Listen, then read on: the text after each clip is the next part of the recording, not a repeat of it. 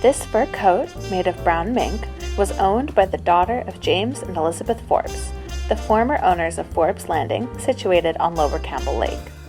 Forbes Landing began modestly, with one float house, but quickly grew as it became renowned as an ideal honeymoon retreat. Eventually, however, the lodge on Lower Campbell Lake burnt down. Likely, Ms. Forbes got this extravagant coat after leaving the area.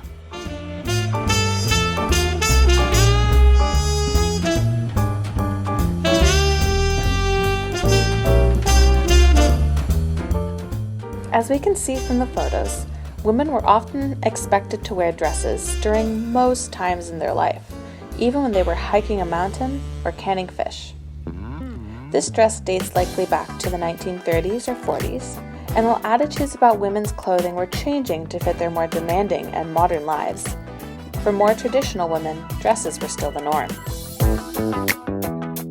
These next couple items belong to the Yetman family from Quadra Island. The Yetmans were some of the earliest pioneers on Quadra, having moved to the island when it was still called Valdez.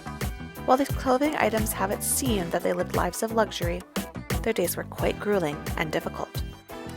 Fred and Tom Yetman were hunters active in the early 1900s.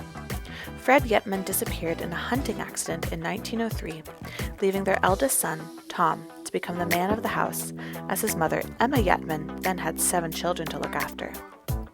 In 1905, 2 years after Tom's disappearance, the Yetmans' house burned down. Luckily, their community came forward and helped them build a new house, which still stands on Smith Road.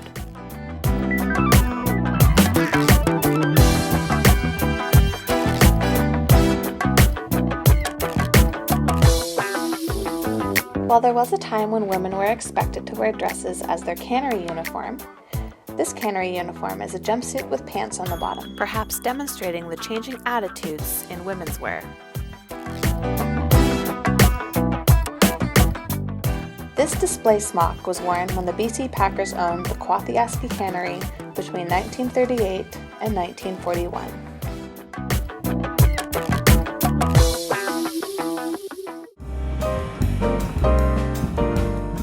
Baseball was a popular sport in Campbell River and still is today.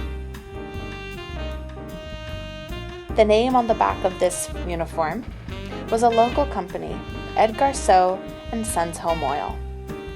Like today, different baseball teams were sponsored by different companies.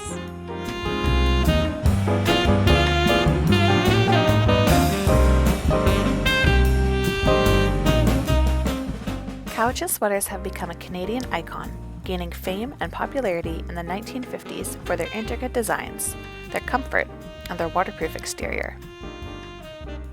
The Coast Salish knitters living in the sweater's namesake, the Cowichan Valley, began making the sweaters in the late 1800s after learning the Fair Isle embellishing technique from Scottish settlers, as well as nuns at school.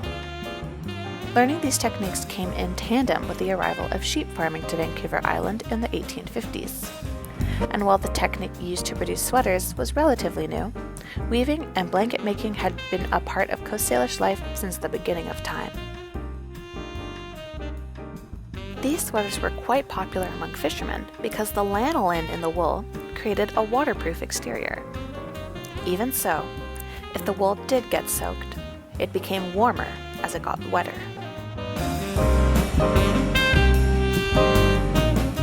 Coast Salish knitters sold these warm and waterproof sweaters to everyone up and down the northwest coast of Canada.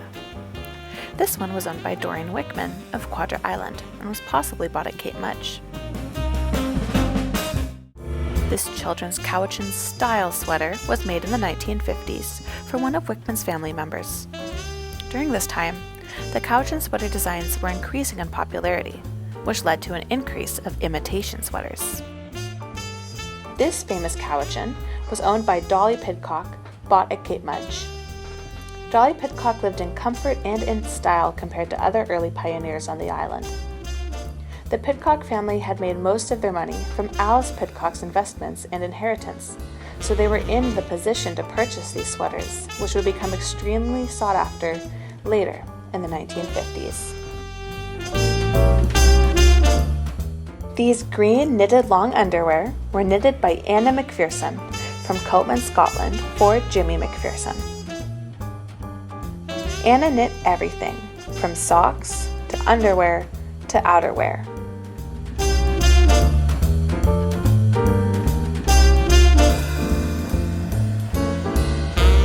These are spats, short for spatterdashes or spatterguards. Though in the 19th and 20th century they were less commonly worn by women, these spats are clearly women's horse riding spats. The purpose of spats was to keep one's boots clean of mud, dirt, and water. Spats fell out of fashion in the 1920s as informality became more normal. This beat-up cap is a felt logging cap worn by early loggers. While we know little about the original owner, the donor found it while on the site of an old logging camp.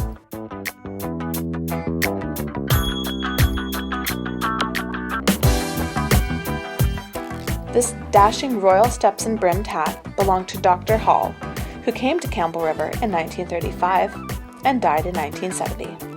The doctor was from Jamaica and educated at McGill.